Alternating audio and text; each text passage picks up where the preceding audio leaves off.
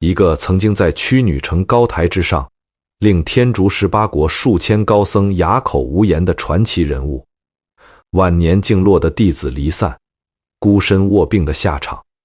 他就是玄奘。年轻时，他一个人穿越流沙，翻过雪岭，九死一生走了10万里，才踏上天竺的土地。回到大唐之后，他又用整整19年的光阴伏案易经，1300余卷梵文，一字一句从他笔下流出。可谁能想到，曾经被帝王拉着手挽留的人，到了暮年竟被门下弟子嫌弃清贫，看不到前途，一个接一个转身离去。后来，一个雨雪交加的寒夜，年迈的玄奘独自出门收取经卷，脚下一滑，整个人跌入院墙外的水坑，冰冷的泥水浸透了他单薄的僧袍，右腿磕在石头上传来钻心的痛。他挣扎了很久，没能站起来。那一夜风雪呼啸，没有人听见他的呼喊。第二天清晨被弟子发现时，他的嘴唇已经冻得发紫，整个人蜷缩在泥地里，像一片被风吹落的枯叶。几天之后，他在生命的最后时刻，耗尽全身气力，吐出了2个字。那么，这2个字究竟是什么？为什么短短2个字竟能穿越千年岁月，至今仍在激励后人？今天我们就来讲一讲玄奘人生最后那段鲜为人知的故事。隋朝末年，天下大乱，战火烧得中原大地处处冒烟。洛阳城外有座净土寺，寺里住着一个13岁的少年，俗名陈一。他跪在佛堂正中央，额头贴着冰冷的石板，双手合十，脊背挺得笔直。他的二哥陈素，法号长节，站在他身后，一袭僧袍洗得发白，袖口磨出了毛边。长节的脸上写满了犹豫。一儿，你当真想清楚了？出了这道门，这辈子就没有回头路了。陈一缓缓抬起头，目光里没有一丝少年人该有的慌乱，反倒是一种与年纪极不相称的沉静。二哥，我想好了，我要剃度。长节叹了口气，伸手摸了摸弟弟头顶那一头乌黑的头发。再过一炷香的功夫，这些头发就要落在地上了。你才13岁，外边的世道你都没见过，怎么就笃定要守着这青灯古佛过一辈子？陈一站起身，拍了拍膝盖上的灰，目光落在佛堂正中那尊蒙了尘的佛像上。二哥，我不是为了躲避战乱才出家，我是真心想弄明白佛祖到底说了些什么。长节张了张嘴，没再劝。他认识这个弟弟，别人家的孩子满街疯跑捉蛐蛐，他能蹲在墙角翻一整天的经书，连饭都忘了吃。剃度那天，住持亲自为陈一落发，赐法号玄奘。剃刀划过头皮，声音细微，一缕缕黑发飘落在地。长节站在门边，偷偷背过身去，用袖子擦了擦眼角。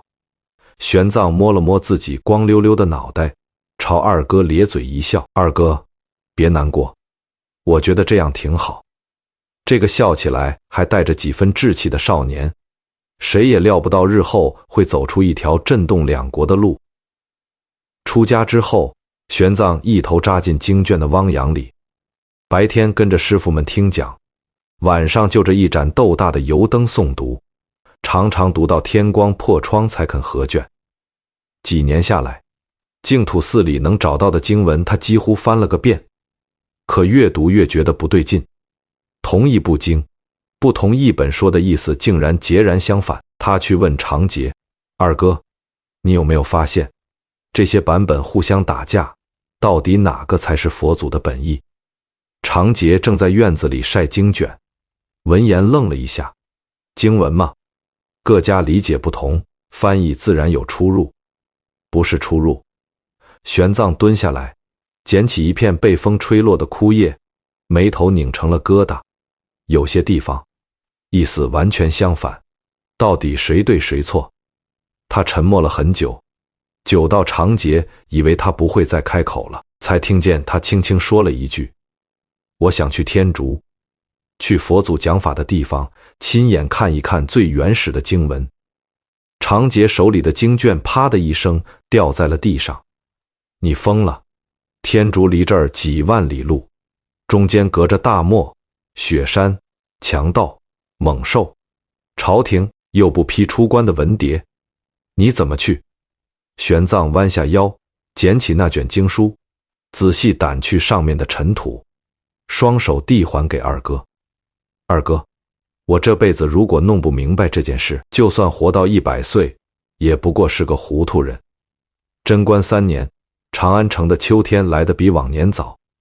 玄奘站在城门外，回头望了一眼这座他生活了好几年的城池，城墙上的旗帜被风吹得猎猎作响。他背上的行囊简单的可怜，几卷经书，一只水囊，一袋干粮。朝廷没有批准他的出关申请，他只能偷偷走。这一年，玄奘28岁，沿着河西走廊一路向西，白天藏在荒草里躲巡兵，夜里借月光赶路。过了玉门关，眼前铺开的是一望无际的漠河延吉大沙漠。向导出发前警告他，这片沙海上无飞鸟，下无走兽，进去了就别想着回头。玄奘没有回头，走到第3天，水囊空了，嘴唇干裂出一道道血口子，舌头肿得说不出话。眼前的沙丘开始扭曲变形，一会儿像翻涌的海浪，一会儿又像长安城的城墙。他摔倒了，脸埋在滚烫的沙砾里，烫得皮肤发疼。那一刻脑海里闪过一个念头，回去吧，回长安，老老实实待在寺里，翻译那些不完美的经文，至少还能活着。可身体不听使唤，手指抠进沙子里，一寸一寸往前爬。天黑了，又亮了，嘴里念的经文断断续续，意识像一盏在风中摇摆的残灯。就在他觉得自己再也撑不住的时候，一阵凉风吹过来，鼻子里忽然闻到一股潮湿的气息。他拼尽最后一点力气睁开眼，前方不远处有一小片绿，是草，是水。玄奘趴在那个水洼边，把整张脸埋进去，大口大口地喝，冰凉的水顺着喉咙灌下去。他的命是从阎王手里抢回来的，他没有死在沙漠里，翻过沙漠，穿过雪山，经历了劫匪、饥饿、瘟疫和无数次差点丧命的险境。4年跋涉之后，玄奘终于踏上了天竺的土地。那烂陀寺坐落在一片开阔的平原上，红墙金顶，气势恢宏，周围的菩提树遮天蔽日，树叶被风吹得沙沙作响。玄奘站在寺门前，望着那扇巨大的铜门，双手合十，深深鞠躬。他在这里一待就是5年。那烂陀寺的住持戒贤法师年事已高，据说已逾100岁，身体虚弱的走路都要人搀扶。可当他第一次见到玄奘时，那双浑浊的老眼里忽然亮了。你就是从东土大唐来的僧人。声音像从很远的地方飘来。玄奘跪在地上，额头贴着石板，声音微微发颤。弟子玄奘从大唐长安一路西行，历时4年，只为求取真经。戒贤法师沉默了许久，忽然老泪纵横，身边侍僧吓了一跳，赶忙上前。老人摆了摆手，颤声说道：3年前我大病一场，疼得想了断自己，梦里有菩萨告诉我，东土会来一个僧人，让我等着教他。我还以为是梦话，没想到他真的来了。玄奘伏地泣不成声。从那天起，戒贤法师倾囊相授，把毕生所学一点一滴传给了这个万里之外赶来的年轻人。玄奘学得极快，悟性极高，不光精通梵文，更把瑜伽行派的理论吃得透透的。消息传开后，天竺各地的僧人和学者都听说了，那烂陀寺来了个东土和尚。学问了得。有人不服气，专门跑来辩论，想给他下马威。玄奘不急不躁，引经据典，一条条驳回去。来挑战的人往往说不了几个回合，便接不上话。戒日王听说了玄奘的名声，专门在曲女城举办了一场无遮大会，18国国王到场，数千名僧人云集。大会上，玄奘被推为论主，坐在高台之上，面对台下黑压压的人群。按照规矩，他立下论旨，贴在会场门口，声明：谁若能驳倒我一个字，我愿砍头谢罪。台下一片哗然，一连18天，无人能破。天竺本地最顶尖的高僧大德一个个上台，一个个败下阵来。有人甚至说到一半便自行认输。曲女城沸腾了，大乘僧人称玄奘为大乘天，小乘僧人称他解脱天。戒日王亲自走上高台，拉着玄奘的手，面色激动得通红。法师，留在天竺吧，我封你为国师，给你建最大的寺院，养最多的僧人，想怎么讲法就怎么讲法。玄奘双手合十，微微摇头。大王好意，贫僧心领。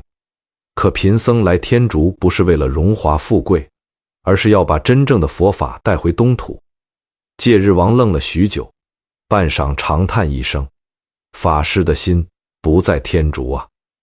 贞观19年正月，长安城朱雀大街上人潮涌动，从城门口到大慈恩寺，沿途百姓把路堵得水泄不通。有人爬上了房顶，有人站在树杈上，人人伸长脖子朝城门方向张望。玄奘回来了，他带着657部经书，150粒舍利，7尊佛像，浩浩荡荡走进长安城。离开的时候，他是一个人偷偷摸摸出的城，回来的时候，整座长安为他沸腾。唐太宗在洛阳宫接见了他，御书房里烛火通明，龙涎香的气味弥漫。太宗坐在案后，打量着面前这个瘦削的僧人，目光里有好奇，也有赞赏。法师一个人走了10万里，去了100多个国家，朕在朝堂上打了半辈子仗，都没走过这么远的路。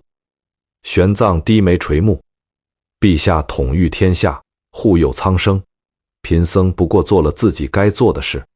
太宗忽然身体前倾，压低声音：法师，朕觉得你这样的人才不该待在寺院里，不如还俗，来朝堂帮朕做事。御书房安静了一瞬，太监们都屏住了呼吸，谁也没想到皇帝会说出这样的话。玄奘抬起头，目光平静地与太宗对视：陛下厚爱，贫僧感激不尽。可贫僧这一身袈裟，从13岁穿到现在，已经跟贫僧的骨头长在一起了。那些经书还没翻译完，贫僧此生怕是脱不下这身衣裳。太宗看了他许久，忽然大笑：好一个，脱不下这身衣裳。法师既然执意译经，朕就成全。朕给你最好的寺院，最好的僧人，最好的笔墨纸砚，你要什么朕给什么，只要你把那些经翻译出来。玄奘伏地叩首：贫僧谢陛下隆恩。从那天起，玄奘住进了长安大慈恩寺，开始了他后半生最重要的事业。译经院坐落在寺院东北角，四周几棵老槐树，夏天树荫能遮住半个院子。玄奘每日天不亮就起来，点上油灯，铺开梵文经卷，一个字一个字对照翻译。身边围着一群弟子和助手，有人记录，有人善抄，有人润色。可所有译文最核心的部分都是他一人完成。他对每一个字都极其较真，一个梵文词汇该用哪个汉字对应，他能反复推敲一整天。弟子慧立有次实在看不下去了，端着一碗已经凉透的粥走过来：师父，这碗粥热了3回了，您好歹喝一口吧。玄奘头也不抬，右手悬笔，迟迟不落。师父，惠利提高了声音，玄奘这才像从另一个世界回过神来，愣了一下，看见面前的粥碗，放那儿吧，我翻完这一段就喝。惠利无奈叹气，转身出去了。他知道师傅口中的翻完这一段，往往意味着再过3-4个时辰。日子一天天过去，易经院的灯火几乎没有熄灭过，一部又一部汉文佛经从这个小院子里传出，流遍整个大唐。太宗对易经极为支持，不光拨银两，还时常遣人问候。那几年光景，是玄奘此生最安稳的时光。可好景不长，贞观23年，唐太宗驾崩了。消息传到大慈恩寺的时候，玄奘正伏案翻译《瑜伽师地论》，笔尖刚蘸满墨，报信的小僧人跪在门口，声音发颤：“法师，陛下，陛下龙玉宾天了。”玄奘的手顿了一下，笔尖的墨滴落在经卷上，晕出一小片。他缓缓放下笔，双手合十，闭上眼，嘴唇无声踏动了几下，过了很久才睁开眼，声音沙哑，替贫僧备一炷香。新帝唐高宗继位之后，对玄奘的态度跟他父亲截然不同。起初还客气，隔3差5派太监送些赏赐，说几句场面话。可日子久了，赏赐越来越少，太监来的次数也越来越稀。朝堂的风向变了，高宗偏爱道教，对佛门日渐疏离，拨款一再缩减，宫中甚至派官员来监察，易经事务字字句句都要登记报备。流言蜚语随之席卷长安，有人诋毁玄奘耗费国库，易经毫无实效；有人借机翻旧账，指责他管束弟子不严。弟子窥基心思活络，最先察觉了这种变化。一天晚上，他趁玄奘歇息的间隙走进易经院。师父，我听说新帝最近在宫里请了几位道士讲经，对咱们佛门的事好像不太上心了。玄奘正在泡脚，脚盆里的水早已凉透，他也没叫人来换。帝王的心思不是我们出家人该操心的。窥基急了，蹲到师父面前，压低声音：“师父，我不是操心帝王的心思，我是担心咱们易经院的银子，朝廷拨款已经2个月没到了，寺里的开销全靠以前的积蓄撑着，可那些积蓄还能撑多久？”玄奘抬眼看了窥基一眼，目光淡得像在看窗外飘落的一片叶子。经还没有译完，银子的事总会有办法。窥基张了张嘴，想说什么又咽了回去。他站起身走到门口时忍不住回头，师傅弓着背，脊梁骨一节节凸出来，隔着僧袍都看得见。窥基眼眶忽然一酸，赶紧转过身，快步走了出去。朝廷态度一冷，寺里的风向立刻跟着转。以前争着抢着到易经院帮忙的僧人，现在一个个找借口推脱。有人说身体不好要去后山静养，有人说接了别处邀请要去讲经弘法，还有人连招呼都不打，卷了铺盖就走。玄奘对这些事一句话都没说过，每天照常天不亮起来译经，直到深夜才躺下。可他的身体已经撑不住了。那年冬天格外冷，易经院的炭火不够用，玄奘裹着一件打了好几个补丁的旧棉袍坐在案前，冻得手指发僵，握笔使不上劲。一阵剧烈的咳嗽从胸腔涌上来，他弯下腰，袖子捂住嘴。等咳嗽停了，袖口上多了一片刺眼的红。惠利端着热水进来，看见那片血迹，手里的碗差点掉在地上。师父，您咳血了。我去请郎中。玄奘摆摆手，把袖口翻到里面，不碍事。天冷嗓子干裂罢了。你把那盏灯拨亮些，这段梵文我总觉得哪个字不太对。惠利看着师父苍白的脸和嘴角残留的血渍，站在原地一动不动。师父，歇一歇吧，经文明天再译也不迟。玄奘没有回答，他已经重新低下头，干瘦的手指握着笔杆，一笔一画写着，烛火映着他的侧脸，颧骨高耸，眼窝深陷，哪里还有当年屈女城高台上意气风发的影子？玄奘决定搬到玉华寺去，凤栖山地处偏远，没人打扰，适合安安静静把剩下的经文译完。搬家那天，偌大的译经院里只剩几个人帮忙收拾，场面冷清的让人心酸。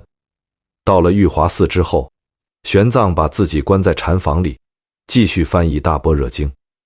这部经卷篇幅浩大，整整600卷，每一卷厚得像砖头。弟子验氏是个30出头的僧人，来之前在长安城小有名气，跟着玄奘本是冲一代宗师弟子的名头来的，觉得怎么着也能混出前程。可到了这穷乡僻壤，寺院破旧，香客稀少，连一顿像样的斋饭都吃不上，他的心凉了半截。一天傍晚，燕城坐在院子里的石阶上，望着天边惨淡的夕阳，满脸闷闷不乐。另一个年轻弟子道宣端着一盆衣服经过，瞥见他的神情，停下来问了一句：“燕师兄，你怎么了？”一副霜打了茄子的样子。燕兴抬起眼皮，嘴角扯了一下：“道宣，你说咱们跟着师傅待在这鸟不拉屎的地方，到底图什么？”道宣放下木盆，在他旁边坐下来：“师傅不是说了吗？把大般若经译完，就是咱们最大的功德。功德。”燕冲嗤笑了一声，声音里压不住怨气：“功德能当饭吃吗？你看看长安城里那些寺院，哪个不是香火鼎盛，信众如云？再看看咱们这儿，连佛堂的蜡烛都快买不起了。”道宣低下头，没有接话。沉默好一阵，燕城又开口了，声音压得很低：“我听说明觉寺的慧远法师在招弟子那边可是朝廷重点扶持的寺院，待遇好得很。”道宣猛地转头看着他：“你想走？”燕庆没有直接回答，他站起来拍了拍袍子上的灰，看了一眼禅房的方向：“我不是想走，我是觉得师傅这条路走不通了，朝廷不待见他，弟子留不住。一个60多岁的老人，还能撑几年？”这番话像根针扎在道宣心窝里，他想反驳，可又不知道该说什么，因为他自己心里何尝没有过同样的念头。3天后，燕卷卷了铺盖，天没亮就走了，连辞行的话都没留一句。玄奘坐在案前，听慧明来报说燕卷走了，手里的笔停了一瞬，又继续写下去：“师傅，燕师兄他连个招呼都没跟您打。”慧明站在门口，声音里带着几分气愤。玄奘的目光没有离开面前的经卷，个人有个人的路，留不住的就不必留了。慧明咬了咬嘴唇，没再说什么，转身去厨房给师傅热粥。可燕城的离开像打开了一道口子，之后的日子里，弟子们一个接一个走了。有人走时跟玄奘磕了个头，有人走时在门口站了站，也有人趁着天黑悄悄溜走，留下来的人越来越少。到最后，整个玉华寺译经院就只剩下慧明和另外2、3个弟子。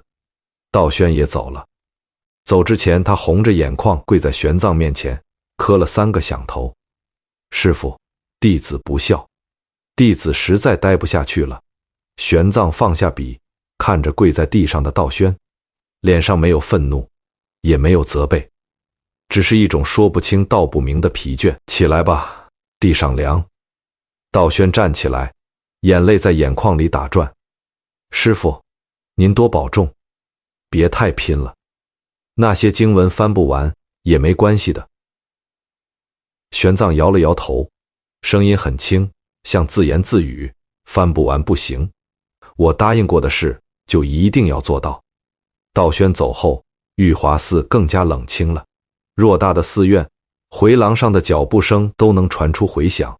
玄奘的日子过得越来越艰难，吃的是最粗糙的斋饭，穿的是补了又补的旧僧袍。可他译经的速度反而更快了，像是在跟什么东西赛跑。慧明有回忍不住问他：“师傅，您这是在赶什么？”玄奘正埋头写字，头也不抬回了一句：“赶在这副老骨头散架之前，把该做的事做完。”慧明听了这话，鼻子一酸，赶紧低下头，假装整理桌上的经卷。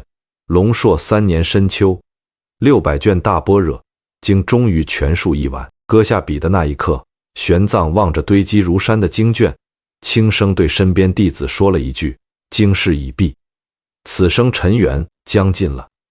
那时他的身形早已垮塌，常年咳血，腿脚麻木，行走艰难。可他依旧每日独自前往庭院晾晒经卷，生怕潮气损毁耗费数年心血完成的译本。出事那夜，雨雪交加，风刮得窗纸呼啦啦响。玄奘忽然想起白天晾在院子里几卷刚译完的经文还没收回来，赶忙披了件袍子就往外走。慧明住在寺院另一头的偏房，并不知道师傅出了门。院子里黑漆漆的，雨雪打在脸上，又冷又疼。地上石板滑得像抹了油。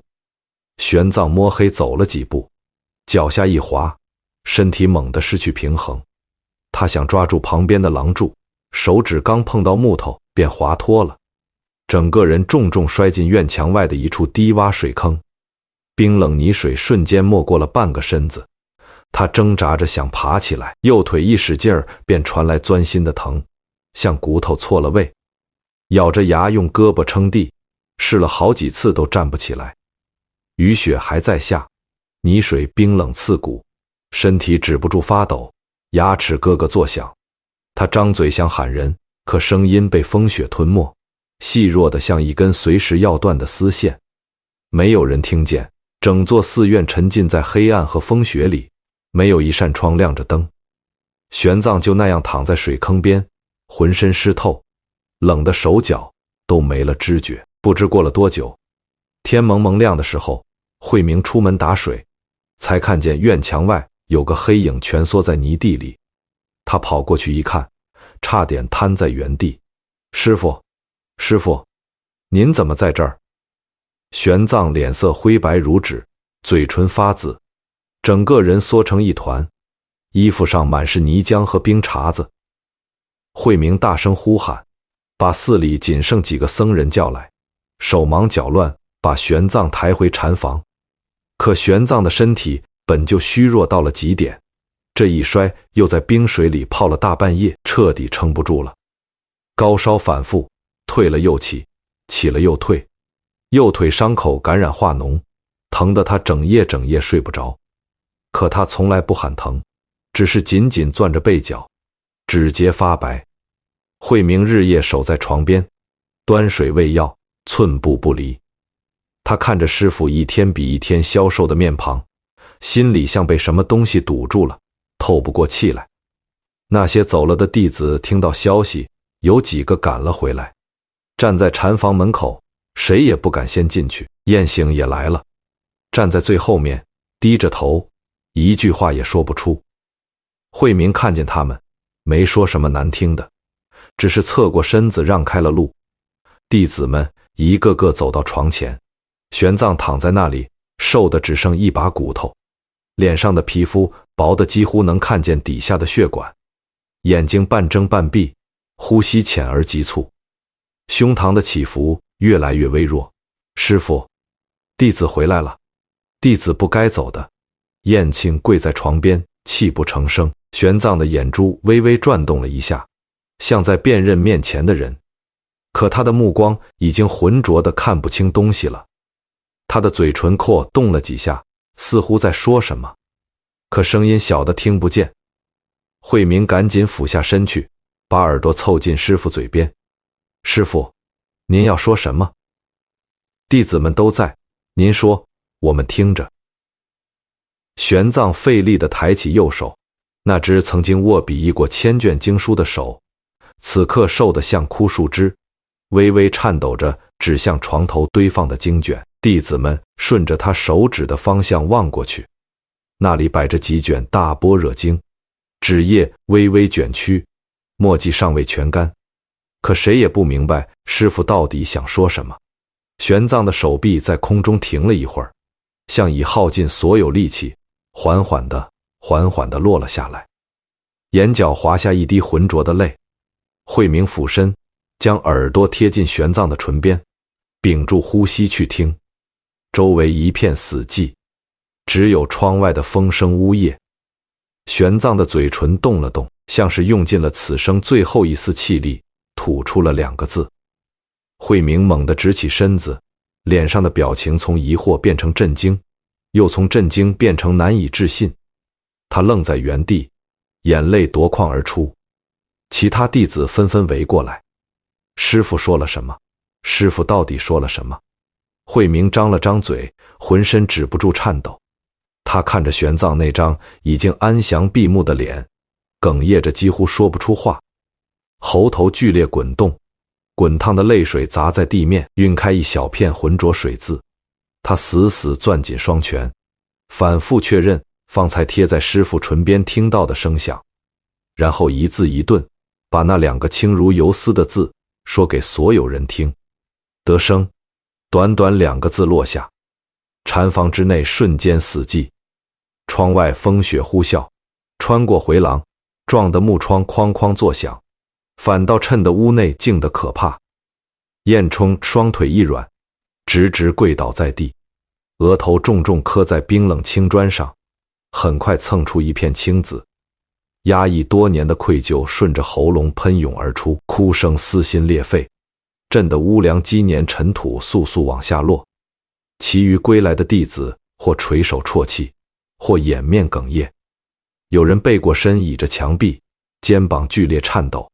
谁也不曾料到，师父穷尽一生，踏遍万里黄沙，1000卷梵经，熬过世人难以想象的孤苦与冷眼，弥留之际心心念念吐出的，竟只是这简简单单的2个字。道宣踉跄着往前挪了2步，目光落在玄奘枯瘦垂落的右手上，那只曾握笔19载，写尽100万经文的手，此刻松弛摊开，指尖还残留着常年磨出的厚茧。他想起当年在玉华寺里，自己同燕骋抱怨山中清苦，朝廷冷淡，埋怨师父固执守着无人问津的易经事业，一心想奔赴长安香火鼎盛的名寺，求取名利供养。那时玄奘听见所有怨怼，不曾半句斥责，只淡淡一句：个人有个人的路。如今再回想，只觉满心羞愧，万千言语堵在胸口，只剩止不住的泪。慧明缓缓走到床边，轻轻拉起玄奘冰凉的手掌，掌心沟壑纵横，布满常年伏案留下的伤痕，荒漠磨出的老茧，油灯灼出的细小印记，日夜握笔凹陷的指节，尽数刻在这双手上。他轻声细数师父这一生走过的路，13岁净土寺剃度，少年时便看透各家译本相互矛盾，立下西行求法的宏愿。28岁私自出关，孤身穿越寸草不生的漠河严秦，断水数日，濒临死亡，凭心中执念匍匐向前，翻越终年积雪的葱岭，遭遇劫掠盗匪，肆虐瘟疫，数次与死神擦肩，历经4年跋涉，才抵达那烂陀寺，在天竺5载，戒贤法师倾囊相授，屈女成18天无遮大会，数千高僧无人能驳他半分，大乘尊他大乘天，小乘敬他解脱天。戒日王以国师之位，万顷良田挽留，他丝毫不贪恋，一心记着东土众生渴求真经，毅然带着657部梵文经卷返程。朱雀大街，万人空巷，百姓攀墙爬树，只为一睹他的身影。太宗召见，劝他还俗辅政，执掌朝堂，他依旧婉拒，只求清净寺院，译经转法。出入大慈恩寺译经院，朝廷拨款充足，僧徒云集，每日数十人分工笔录、润色、校刊，灯火昼夜不息。那时的玄奘尚有强健体魄，白日译文，夜里整理，即便废寝忘食，眉宇间也藏着完成心愿的光亮。可太宗骤然驾崩后，一切风光尽数消散。高宗偏爱道教，对佛门日渐冷淡，银两缩减，监察频繁，流言四起。门下年轻僧人眼见风向转变，觉得追随玄奘再无前程，纷纷另寻高枝。易经院渐渐冷清，窥基虽始终追随左右，却也忧心生计，数次劝玄奘入宫面圣，迎合帝王喜好。玄奘每次只是摇头，佛法自有本心，不必攀附皇权求得存续。为避俗事纷扰，他主动请旨迁往偏远玉华寺。凤栖山终年寒凉，寺院年久失修，房舍漏风，炭火短缺，粗茶淡饭便是日常。昔日簇拥的弟子大半不愿忍受清贫，接连不辞而别。彦畅走前满心不甘，认定师父固守执念，耽误前程。道宣动摇许久，终究耐不住孤寂，含泪拜别。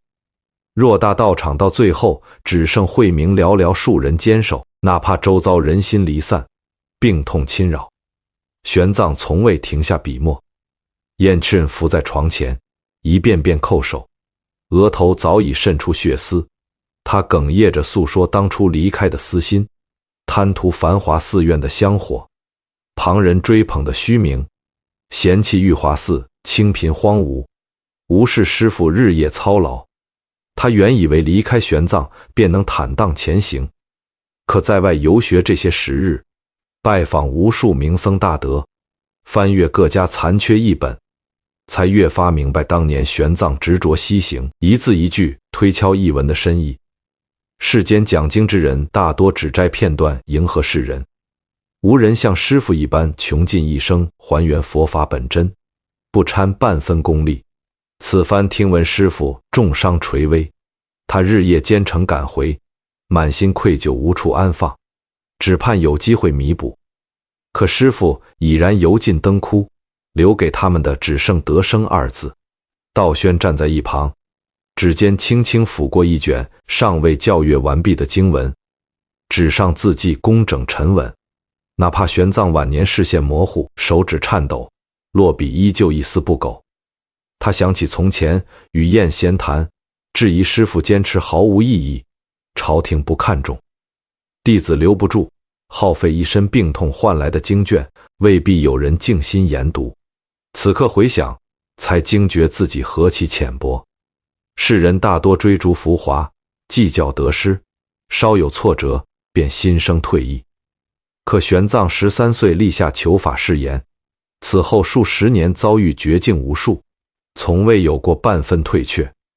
沙漠断水，雪山冻伤，朝堂冷落，弟子离散，任何一桩磨难放在旁人身上，都足以让人放弃初心。唯有他任凭世事冷暖，始终守住心中一念。慧明缓缓开口，说起玄奘卧床清醒时曾拉着他的手细细嘱托后事，言语平和，不见半分遗憾。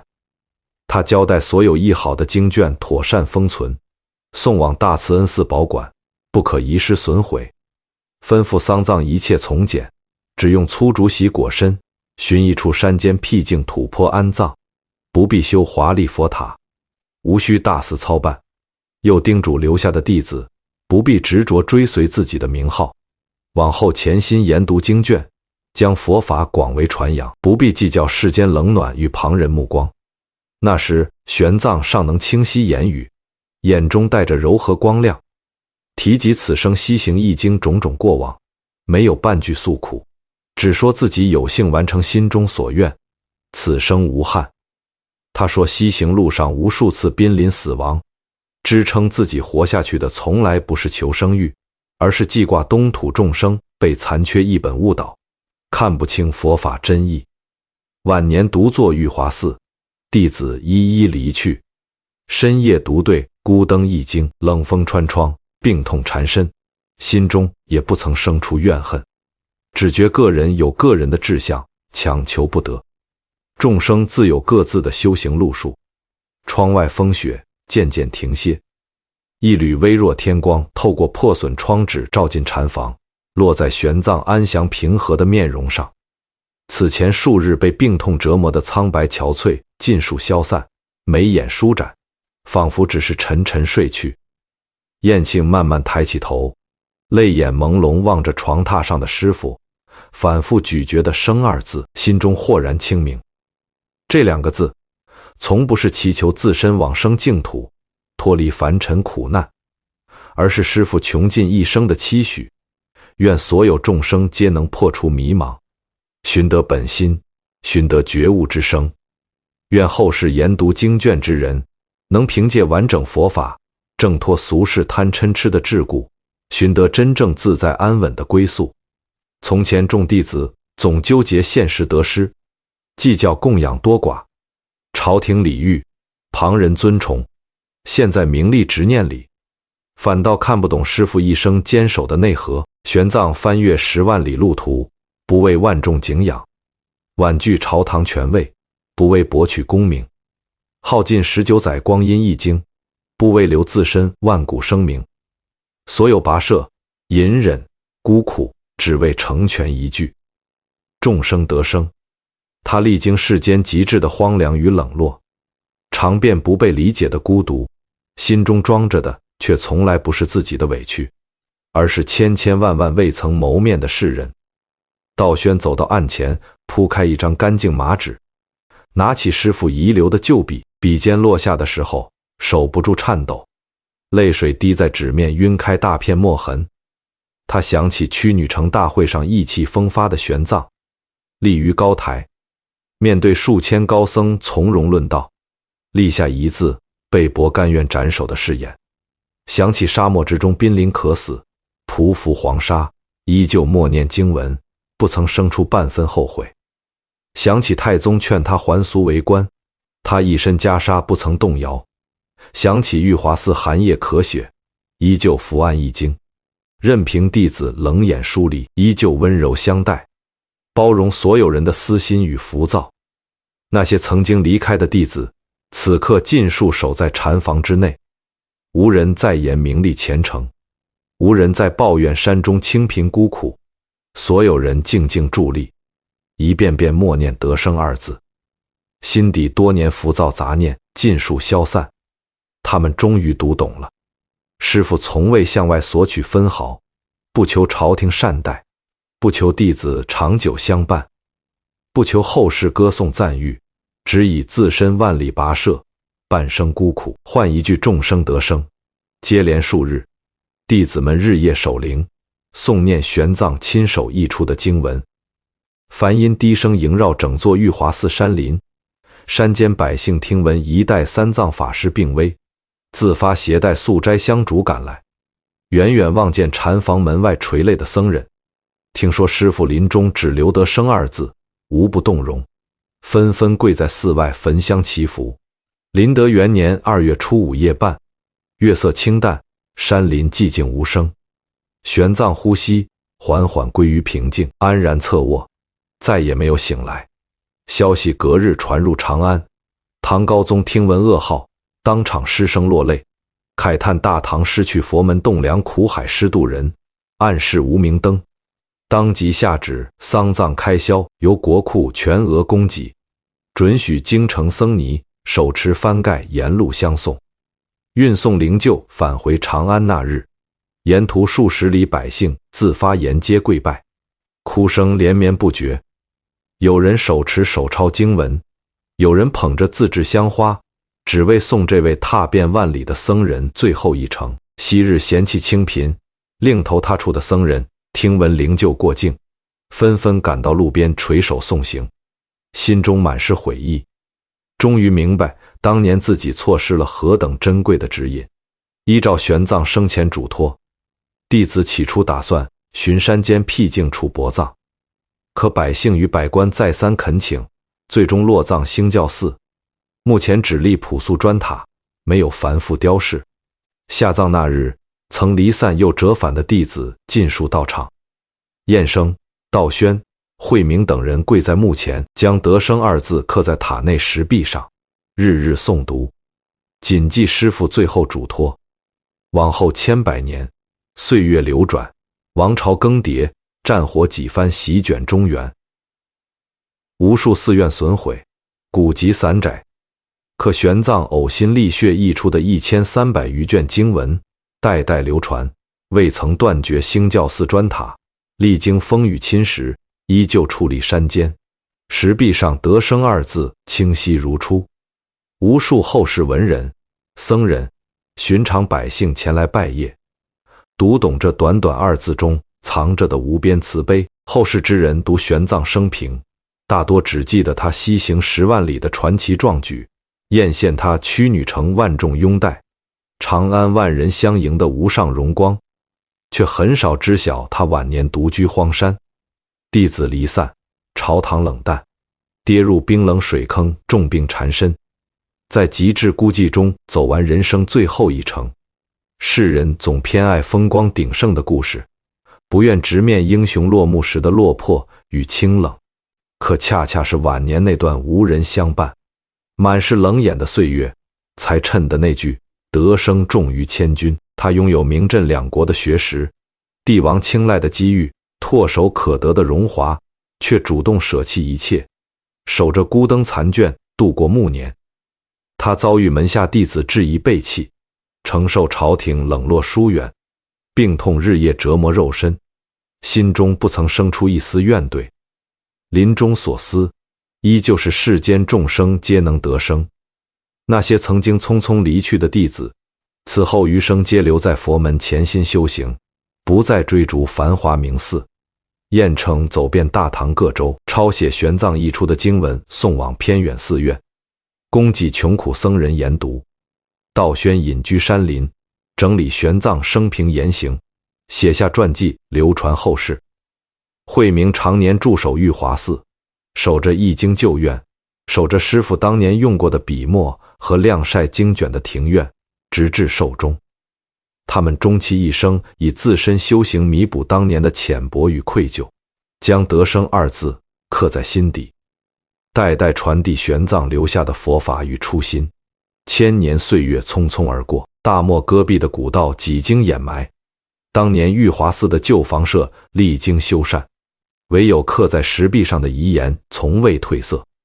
每当后人回望玄奘一生，不再只惊叹西行取经的传奇，更会读懂他晚年孤苦中留下的二字重量。他熬过世间所有寒凉与孤独，放下个人所有委屈与遗憾，留给后世最珍贵的箴言，不过简简单单得生二字。这两个字藏着跨越生死的豁达，藏着包容万物的慈悲，藏着不惧孤苦的坚守。玄奘用一生告诉世人，真正的坚守从不是顺境中的意气风发，而是身处低谷，受尽疏离，依旧守住心中那一点光。真正的追求从来不是一己荣华，而是放下自我执念，心念众生。愿所有人脱离苦难，寻得觉悟与自在。人这一辈子，顺境时坚持并不难，难的是无人理解的时候，你还愿不愿意继续走下去？众人追捧时心怀善念并不难，难的是被冷落之后，你还能不能不生怨恨？千年过去，大唐早已远去，西行古道也被黄沙掩埋，但得生二字却依旧留在人间。愿我们走过半生，历经得失，受过冷眼之后，依然能够守住初心，不困于过去，不惧怕前路。纵使人生长路满是坎坷，周遭人心离散，前路清冷孤寂，也不必困于眼前得失，放下执念，心怀众生，守住本心，终能寻得属于自己的通透与安宁。这便是玄奘留给后世绵延千年不曾消散的力量。风雪早已散去，玉华山四季常青，易经院的故事静静藏在山林之间。一句得生，穿过漫长岁月，依旧照亮每一个行路之人的心。